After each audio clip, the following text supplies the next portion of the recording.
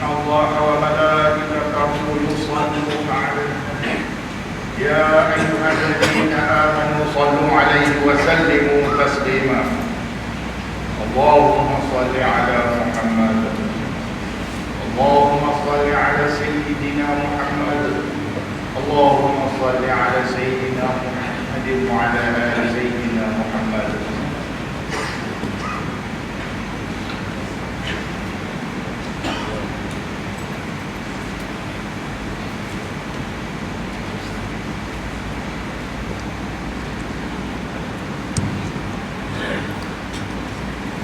السلام عليكم ورحمة الله وبركاته.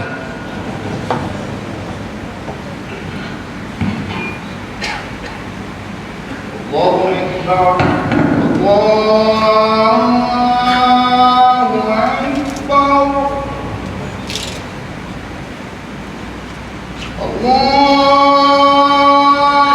أكبر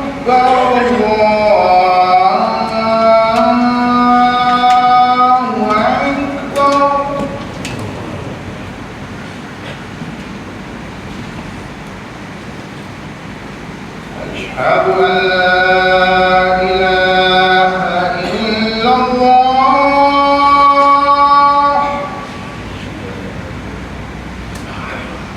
أشهد أن لا إله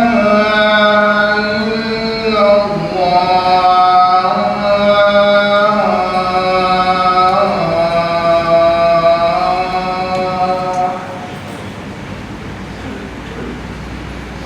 أشهد أن محمدا رسول الله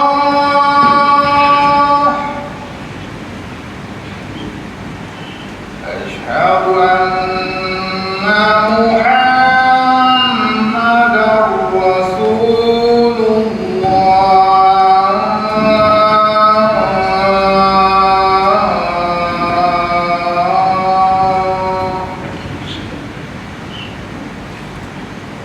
حي على الصلاة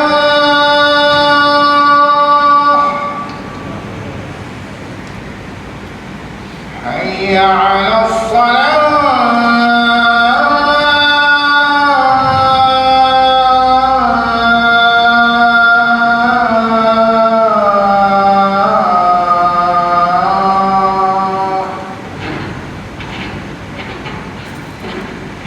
حي على الفلاح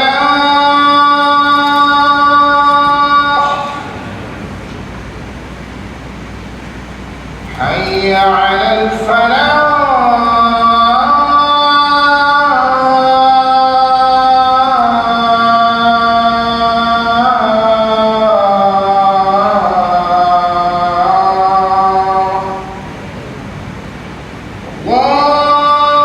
الله أكبر الله أكبر لا إله إلا الله.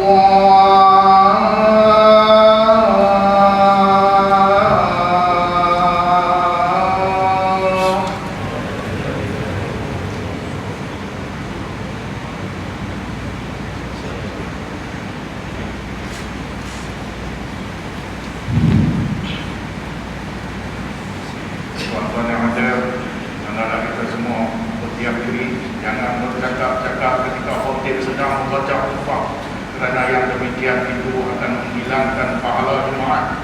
Sabda Rasulullah sallallahu alaihi wasallam, "Idza qala li sahibika wal iman yaqtu yaumal Jumaah amsik faqad nawa." Rawahu al-Bukhari wal Muslim an Abi Hurairah radhiyallahu anhu.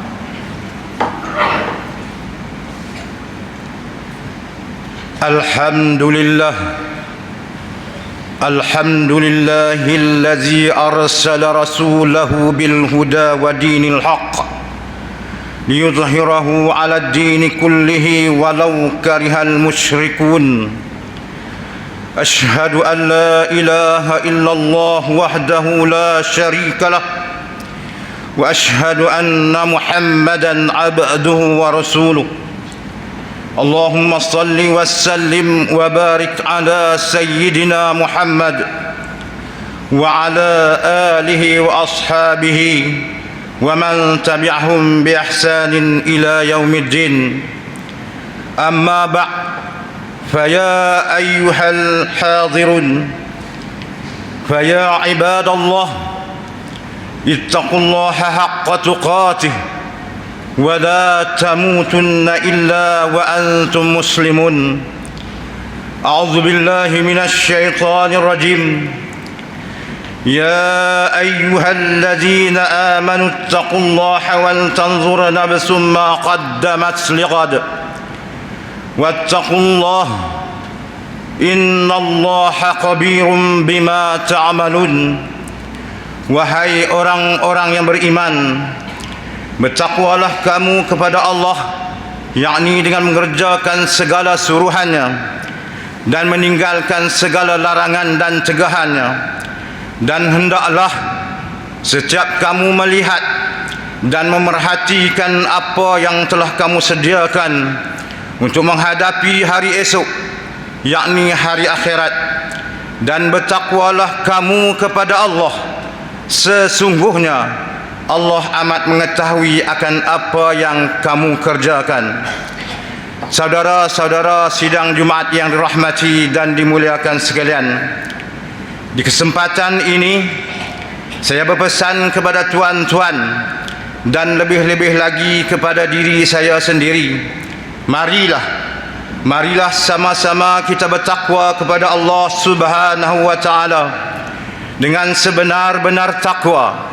Ketahuilah bahawa sesungguhnya tidak ada sesuatu yang lebih tinggi nilaiannya di sisi Allah Subhanahu wa taala selain daripada ketakwaan seorang hamba kepadanya.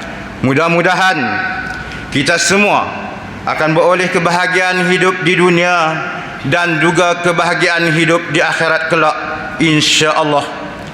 Saudara-saudara sidang Jumaat yang dirahmati dan dimuliakan sekalian, firman Allah Subhanahu wa taala pada ayat 124 hingga 126 dalam surah Taha, a'udzu billahi minasyaitonir rajim.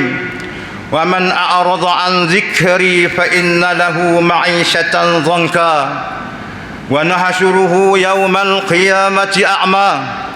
Qala rabbi lima hasyartani a'ma wa qad kuntu basira. Qala kadzalika atadka ayatuna fanasitaha wa kadzalika al-yawma tunsa. Yang maksudnya, dan sesiapa yang berpaling yakni engkar daripada ingatan dan petunjukku, maka sesungguhnya adalah baginya kehidupan yang sempit, dan kami akan himpunkan pada hari kiamat dalam keadaan buta matanya. Pada hari itu dia berkata, wahai Tuhanku, mengapa engkau himpunkan aku dalam keadaan buta, padahal aku dahulunya celek ketika di dunia. Allah berfirman, demikianlah keadaannya di mana ketika di dunia dahulu telah datang ayat-ayat keterangan kami kepadamu, tetapi engkau melupakan serta meninggalkannya, yakni tidak percaya. Dan demikianlah engkau pada hari ini dilupakan serta ditinggalkan. Saudara-saudara sidang Jumaat yang dirahmati dan dimuliakan sekalian, manusia yang benar-benar mahukan ketenangan dalam hidupnya di dunia dan juga ketenangan di dalam kehidupannya di akhirat adalah manusia yang sentiasa memastikan hidupnya berada di bawah petunjuk dan perintah Allah Subhanahu wa taala. Tidak kira sama ada ketika hidupnya senang ataupun susah, ketika dia kaya atau miskin, ketika dia sihat ataupun sakit, dan ketika dia lapang maupun sibuk. Manakala manusia yang terus menjadi hamba kepada nafsu dan syaitan akan sentiasa hidup dalam keadaan kesesatan dan jauh daripada ketenangan dan yang diimpikan, walaupun pada hakikatnya dia telah pun memiliki segala-galanya. termasuklah harta yang bertimbun-timbun, pangkat kedudukan yang tertinggi, serta pengikut ramai yang berduyun-duyun. Pada hari ini, kebanyakan manusia seolah-olah sudah menjadi hamba kepada harta benda, sehingga tidak lagi menghiraukan peraturan-peraturan Allah Subhanahu wa taala tentang halal dan haram, dosa dan pahala, syurga dan neraka, asalkan poket dapat dipenuhkan dengan wang ringgit dan kehendak nafsu dapat dipuaskan. Sebagai manusia yang beriman kepada Allah, kita sepatutnya sedar bahawa harta adalah rezeki daripada Allah Subhanahu wa taala, dan harta yang kita miliki ini ada kemampuan yang amat terbatas sekali.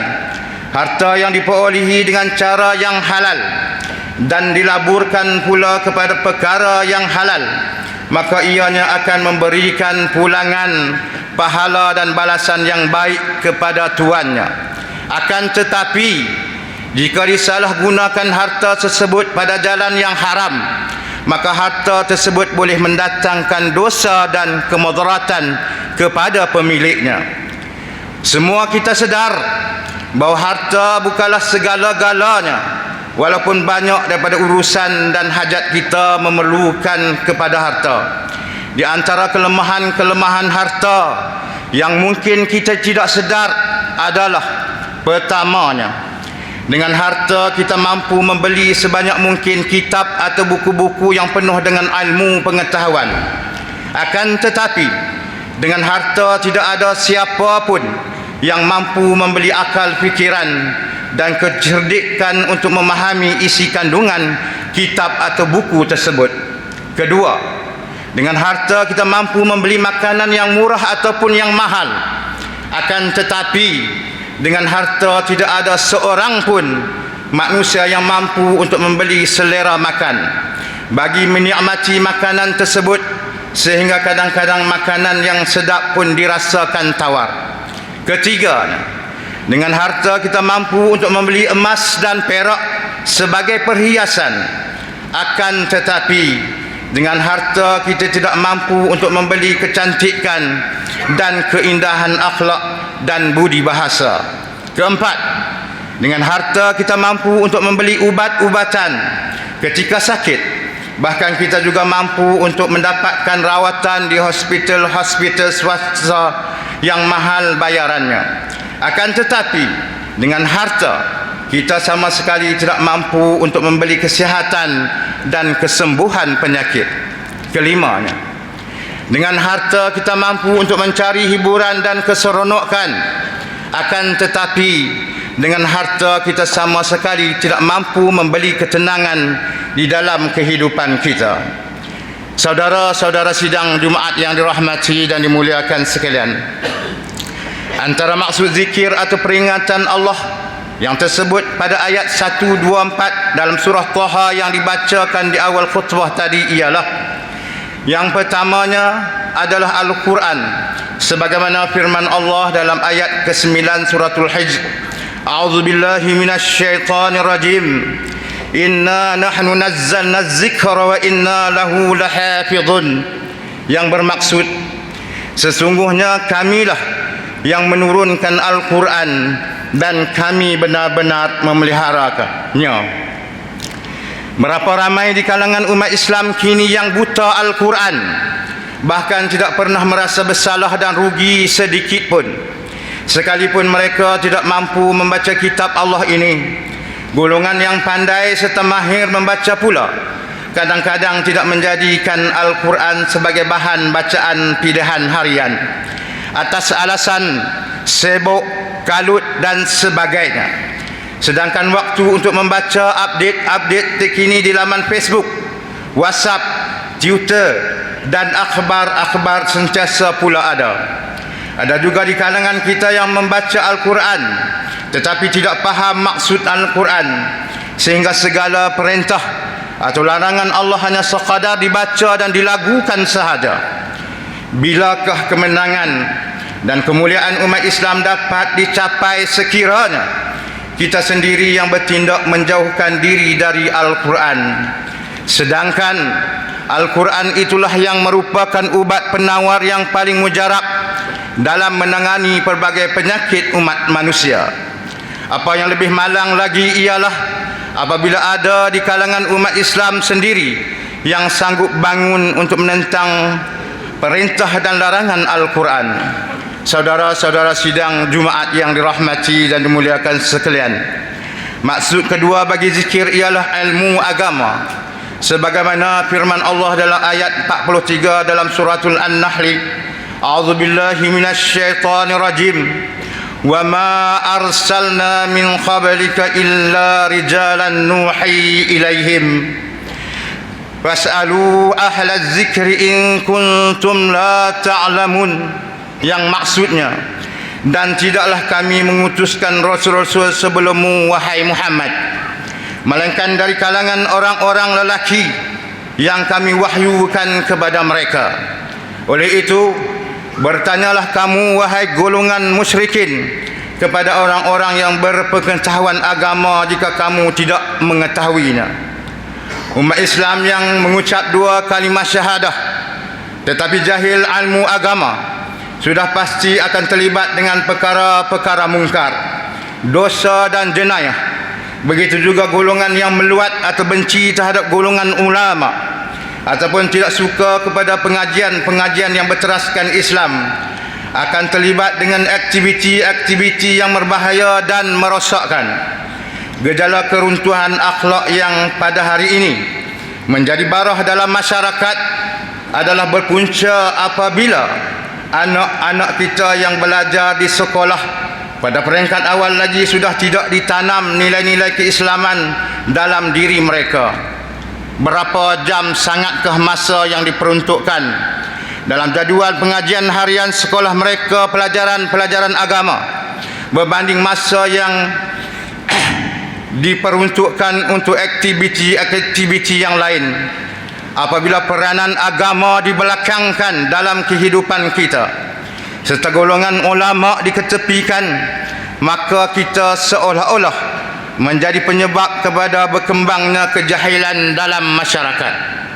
Dan sudah pastinya masyarakat yang ada akan hidup dalam suasana yang dipenuhi dengan jenayah disebabkan jauhnya kita daripada petunjuk agama kita sendiri.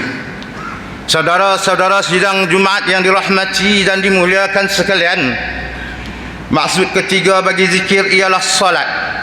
Sebagaimana firman Allah dalam ayat 9 surah Al-Jumu'ah, A'udzubillahi minasyaitonir rajim. Ya ayyuhalladzina amanu idza nudiya lis-salati min yaumil jumu'ah fas'au ila dzikrillahi wa zarul bai'. Zalikum khairul lakum in kuntum ta'lamun. Maksudnya, maka apabila telah diseru bagi mendirikan salat pada hari Jumaat, maka bersegeralah kamu kepada mengingati Allah dan tinggalkan olehmu akan jual berdiri pada ketika itu. Yang demikian adalah baik bagi kamu jika kamu mengetahui hakikat yang sebenarnya. Pada hari ini, akibat ceteknya ilmu agama, maka umat Islam semakin berani melawan perintah Allah Subhanahu wa taala dengan meninggalkan dan mengabaikan salat yang merupakan tiang dalam agama Islam. Sebagai seorang pemimpin dalam sebuah keluarga, masyarakat maupun dalam sebuah negara, kita sepatutnya lebih runsing sekiranya anak-anak ataupun rakyat yang kita pimpin tidak salat. Dan masjid-masjid menjadi semakin kurang ahli jemaahnya, walaupun masjid-masjid pada hari ini dibina dengan begitu indah dan menelan kos jutaan ringgit. Apa yang berlaku hari ini ialah ibu bapa lebih runsing dan pening kepala jika anak-anak mereka gagal mendapat keputusan yang cemerlang dalam peperiksaan. Akan tetapi tidak pernah risau jika anak-anak tidak pernah salat ataupun menutup aurat. Salatlah yang akan menjamin seseorang itu selamat daripada perkara-perkara keji dan mungkar. Tidak akan berlaku masalah zina, ragut, rasuah, bunuh diri, penyalahgunaan dadah, dan sebagainya. Jika masyarakat yang ada pada hari ini adalah masyarakat yang mendirikan salat dalam kehidupan mereka. Saudara-saudara sidang Jumaat yang dirahmati dan dimuliakan sekalian, maksud keempat bagi zikir ialah zikrullah dengan banyak menyebut nama Allah, sebagaimana firman Allah dalam ayat 41 dalam suratul Ahzab, A'udzu billahi minasyaitonir rajim. Ya ayyuhalladzina amanu dzkurullaha dzikran katsira. Yang maksudnya, wahai orang-orang yang beriman, ingatlah serta sebutlah nama Allah dengan ingatan serta sebutan yang sebanyak-banyaknya.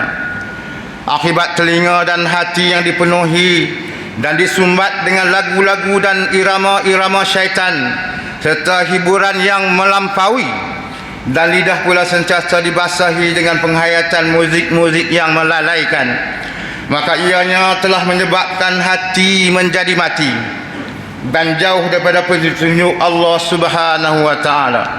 Apabila hati seseorang itu telah mati, maka apa jua nasihat, hidayah maupun ilmu pengetahuan tidak akan bertapak dalam hati seperti ini.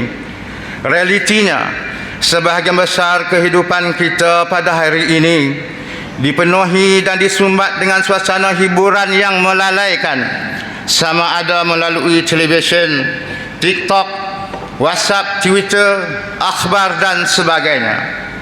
Maksud kelima bagi zikir ialah peringatan ataupun nasihat sebagaimana firman Allah dalam ayat 55 suratul Az-Zariyat, A'udzu billahi minasyaitonir rajim.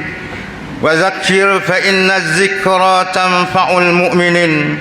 Maksudnya, dan tetap tekulah engkau memberi peringatan, kerana sesungguhnya peringatan itu memberi manfaat kepada orang-orang yang beriman. Kegagalan kita untuk membudayakan amalan nasihat menasihati ke arah kebaikan dalam masyarakat pada hari ini, maka ianya telah menyebabkan kehidupan kita menjadi rosak dan terus bertambah rosak. Budaya jangan menjaga tepi kain orang lain terlalu kuat diamalkan oleh masyarakat kita, sehingga kan kadang-kadang maksiat dan jenayah dilakukan di hadapan mata kepala kita sendiri, tetapi kita langsung tidak ambil peduli atau berusaha untuk menghalangnya. Apa yang perlu dilakukan oleh kita pada hari ini ialah sekat sebelum ianya melarat dan berubat sebelum ianya merebak. Firman Allah Subhanahu wa taala dalam surah Hud, A'udzu billahi minasyaitonir rajim. Wa ma kana rabbuka liyuhlikal qura bizulmin wa ahluha muslihun. Yang maksudnya, dan Tuhan tidak sekali-kali mahu membinasakan mana-mana negeri dengan sebab kezaliman penduduknya, selagi mana mereka sentiasa memperbaiki keadaan sesama sendiri. Barakallahu li wa lakum bil Qur'anil azim wa nafa'ani wa iyyakum bima fihi minal ayati waz zikril hakim wa taqabbala minni wa minkum tilawatahu innahu huwas sami'ul alim. وأستغفر الله العظيم لي ولكم ولسائر المسلمين والمسلمات والمؤمنين والمؤمنات فاستغفروه فيا فوز المستغفرين ويا نجاة التائبين. اللهم صل وسلم على سيدنا محمد وعلى آله وصحبه وبارك وسلم. ورضي الله تبارك وتعالى عن كل الصحابة رسول الله أجمعين.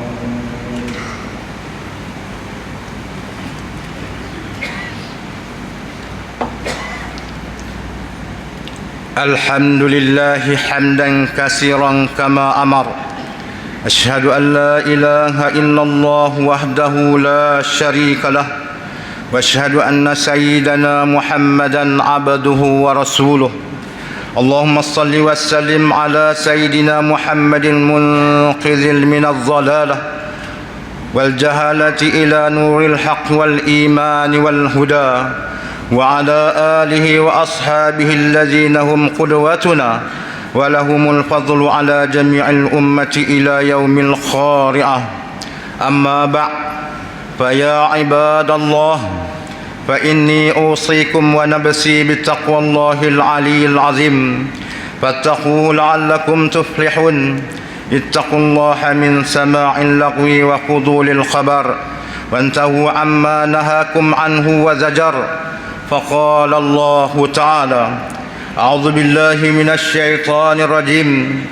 يا أيها الذين آمنوا اتقوا الله ولتنظر نفس ما قدمت لغد واتقوا الله إن الله خبير بما تعملون. واعلموا أن الله أمركم بأمر عظيم، أمركم بالصلاة والسلام على نبيه الكريم. فقال الله تعالى: إن الله وملائكته يصلون على النبي يا أيها الذين آمنوا صلوا عليه وسلموا تسليما. اللهم صل وسلم على سيدنا محمد وعلى آله وأصحابه أجمعين. ورضى اللهم عن الخلفاء الراشدين ساداتنا أبي بكر وعمر وعثمان وعلي وعن بقية الصحابة والقرابة والتابعين ومن تبعهم بإحسان إلى يوم الدين. اللهم اغفر للمسلمين والمسلمات والمؤمنين والمؤمنات الأحياء منهم والأموات إنك سميع قريب مجيب الدعوات يا قاضي الحاجات يا رب العالمين. اللهم اجعل هذا البلد آمنا مطمئنا. اللهم أصلح أئمتنا وولاة أمورنا واشمل اللهم بعنايتك وتوفيقك جلالة الملك مولانا الأمين الكريم السلطان صلاح الدين ابن مرحوم سلطان Badlisyah ووالي عهده duli yang teramat mulia Tunku Syarafuddin Badlisyah ibni Sultan Salahuddin wa jami'al usratil malakiyah. اللهم وفقهم للسداد وأصلح بهم العباد والبلاد واجعل التقوى لهم خير رزات إنك رؤوف رحيم جواد يا لطيفا بالعباد يا أرحم الراحمين. عباد الله إن الله يأمر بالعدل والإحسان وإيتاء ذي القربى وينهى عن الفحشاء والمنكر والبغي يعظكم لعلكم تذكرون. فاذكروا الله العظيم يذكركم واشكروه نعمه يزدكم واسألوه من فضله يعطيكم ولذكر الله أكبر والله يعلم ما تصنعون. أقم الصلاة.